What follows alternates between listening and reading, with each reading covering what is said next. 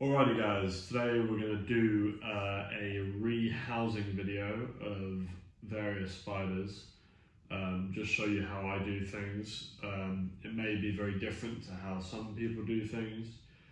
Sometimes I use my hands quite a bit with spiders, even if they're old world. I don't recommend this, I don't think it's smart. However, it's how sometimes I best control the animal, yeah, it is my choice at the end of the day, and there's always a risk you can get bitten, but at least we'll get it on video, eh? So, today we've got 13 Harpactira Pulchipes. They're quite a nice size, so they're like small juveniles now. I produced these a little bit ago. They're okay in the enclosures they're in, but I want to have them put in some bigger enclosures now because within the next 3 months they'll need it regardless. We also have a Harpactira dictator, which is in, not happy with this enclosure. And we also have something a little bit different. We have a Ornithoctoninae Chi Minh, which is a very, very pretty spider. So I'm looking forward to getting that one out and seeing what that looks like, because normally it's buried underground. And I want to give it a bit more room to bury. So I've got a little catch pot here, if one makes a run for it. I don't think I'll be using this. I can't foresee it with these spiders, maybe the Chi Minh. And I've got these pots here. They look a little bit grubby because they've been sitting outside. But these are all, so to show you, I have the lids here. I have 4 holes, pretty good size, soldered into each corner. And the same for this, I have 4 holes for cross ventilation soldered on the sides. For these Pulchipes, I'm not going to be giving them a hide per se, because they're going to web up or burrow down within their enclosure already. And I have a load of dirt here. This is pre-mixed with a little bit of sand. There's loads of random bits of leaf in there, some stones, some rocks. So it's very dry. I also use some, this is MK Exotics Spider Den. It's quite chunky, has lots of bits of fibrous, like core and things like that in there.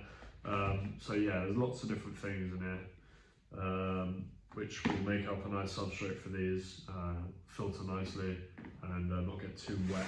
And I'll be using something a little bit different for the Chi Minh. I'll be using mostly this, which is already quite wet. So we've got 13 of them.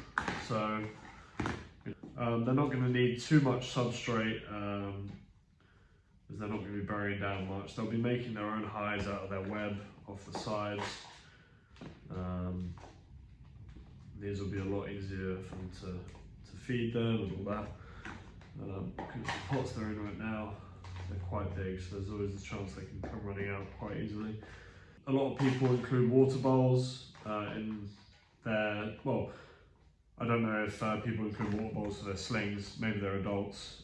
Personally, with my Harpactira, they web so much that I use their web as a water bowl. So I always, whenever I come around to feeding, I make sure they have adequate moisture on their web so they can come and drink. Or often I'll put water right next to them and they'll just drink from that straight away. And for the Chi Minh, I definitely won't need a water bowl because that will be getting sprayed enough. They're from a very humid environment. So a lot of people ask me what is a good beginner old world. I think these are fantastic beginner old world, and hopefully I'll get to prove why here. So nice and easy. Just going to try and bite the paintbrush probably. Go. Oh, lovely. Easy as that. So I've rarely had, actually I can't think of any time I've had H. Pulchipes bolt on me. They tend to be a very chilled out species for the most part. And they're absolutely gorgeous. When they get to this size, their colours are really vibrant. Their legs almost look velvety blue. There we go, he thinks it's a snake. You can see they're pretty easy going. When you're rehousing stuff, it's always important to have a nice space to where if they do bolt, they're gonna bolt into a nice open space and not. You see this one, quite interestingly, is super dark. This one's actually Harpactira Baviana, so it looks a bit different. Cracking through here. That was nice and easy. One thing obviously to make sure of as well is make sure their legs aren't caught at all. I always make sure they're really quite far away from the pot. Where you can rehouse them is obviously just by taking their substrate and just, oh, that one didn't work very well, did it?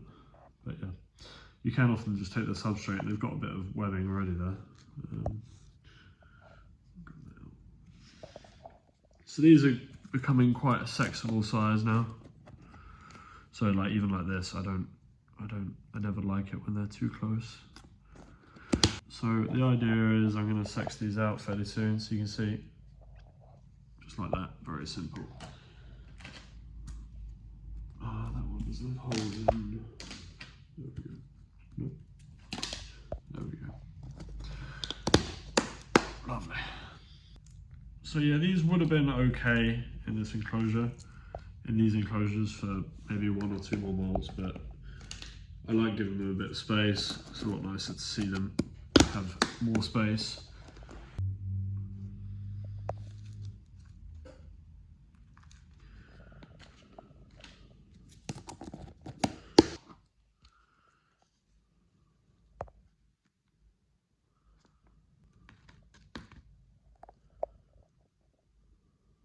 This one does not want to go down.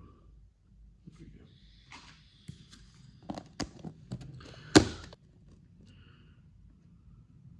That one definitely looks like a male there. See the ratio, it's hard to explain, but the leg span of that one just looks to me immediately like a male, which is good because we need males, and this species are never going to stop producing because they're just so beautiful. A couple of years ago in the hobby, these were significantly more expensive. When they first started coming around, they were hundreds of pounds for slings. And you can really understand why, because they are gorgeous. So you can see, out of all these 13 I just rehoused, I think it was 13, none of them are bolted. That one's the first one to throw a fret display out. And that's it, that's them all done in a very short space of time. And it was nice and easy, nothing bolted. And that's an old bolt spider, so very easy going. And I don't have hairs flicked to me, which is the nicest thing.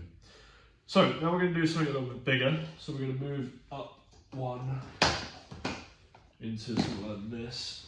And I thought I'd also show you this little thing. You can buy this from the spider shop, and you can probably get this from other places as well, but this one I got from the spider shop. It's very good for punching holes in something like this. And I believe this is a young male Harpactira dictator. This is the largest Harpactira species. Right now, obviously, this is a smaller one. So I'm just trying to maintain contact as opposed to flicking him loads. See, he's a nice sandy colour. There we go, nice and easy. So he's going to have a little bit more space there. Lovely. Right, now the one that's going to be a little bit different and maybe a little bit more tricky. Asian stuff tends to be a little bit quicker. And this will be plenty of space for it to burrow down. It doesn't need to make a massive burrow, even though it will if it's given the opportunity. So we'll put it so it's a lot deeper on one side. It's not a massive Ho Chi Minh, so I'd say it's almost probably a juvenile. I got this when it was a tiny sling and it's grown pretty quickly. So I'm just gonna, I know exactly where it is. It's gonna be in this corner here. There are its feet. So I'm just gonna come in, nudge it out a little bit. I always hold it so the container, the enclosures are contacting each other, so it feels, so you can see that is an absolutely ridiculously pretty spider. I love this species, probably my favourite fossorial spider.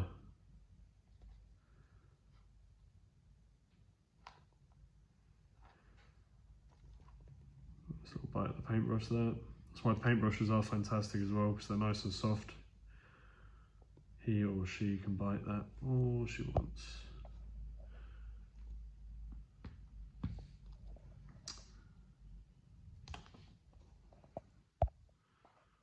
Nice reactions there, Charlie.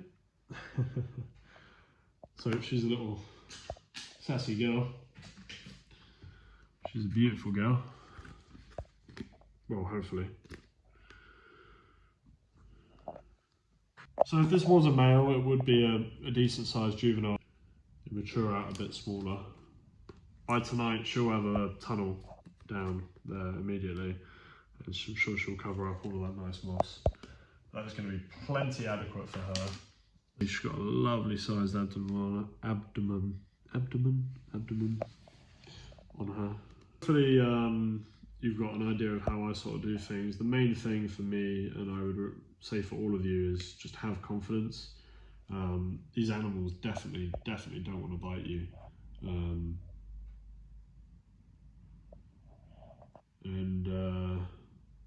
They would much rather run away.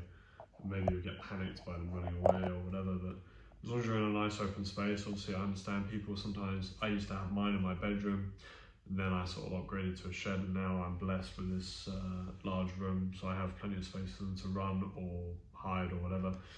And I've had many spiders run across the floor and I've had to dive over them and catch them and blah blah blah. But yeah, the main thing is confidence. Obviously I've been doing this now a little bit, maybe 5 or so years. I've never been bitten. Sometimes I do stuff where I think after I'm like, yeah, I probably shouldn't have done that, or probably shouldn't have handled that spider. But I still haven't been bitten. Hopefully I never will be. And you can see there, I didn't actually use my hands. I was only using paintbrush or whatever, apart from when I was lifting that dirt out. And when I say the times I do use my hands are often when if a spider's moving fast along the floor, I'll put my hand in front of it to stop it or something like that, which is often, I value the spider's well-being over myself sometimes. So if I have to put a cup down on it, of course, there's always the chance that it might bolt or stop or something like that, so you've got to predict it, and sometimes there's the chance that you could injure the spider by doing that. If I put my hand in front of it, there's little chance of that, but at least it stops. Then she is still sitting there. She's slowly gone down a little bit, but you can see that's why I use a paintbrush. She was obviously biting it very much. She was biting the hell out of the paintbrush, and you can see when she climbed up it, I quickly dropped it. I was holding it over the enclosure, and she sat on the end of the paintbrush, and then I lowered her down. Yeah, definitely. I might even go as far to say this might be my favourite Asian species. They are gorgeous, and the females get big, really big, and they stay that bright colour as well. The males not so much. The Vietnam Silver is also probably close on that list, although I don't have any right here. But yeah, so that gave you an idea of how I sort of rehouse stuff. We did that nice and quick, but still in a safe manner. These guys have now setups that will be plenty adequate for them, and she has a nice little setup. That probably won't last her too long, to be honest with you. The only thing I would say you could do for this is possibly almost like an arboreal enclosure and more substrate, so she can go even further down. But this way I can monitor her nicely, make sure she's nice and healthy, got a nice size abdomen. But there'll be a nice burrow there by the end of tonight for sure. Alright guys, thank you. I hope you enjoyed, and it's something a little bit different. I've never really done a video like this, so let me know what you think. And yeah, thank you very much for watching guys. I really appreciate it. I'll see you next time.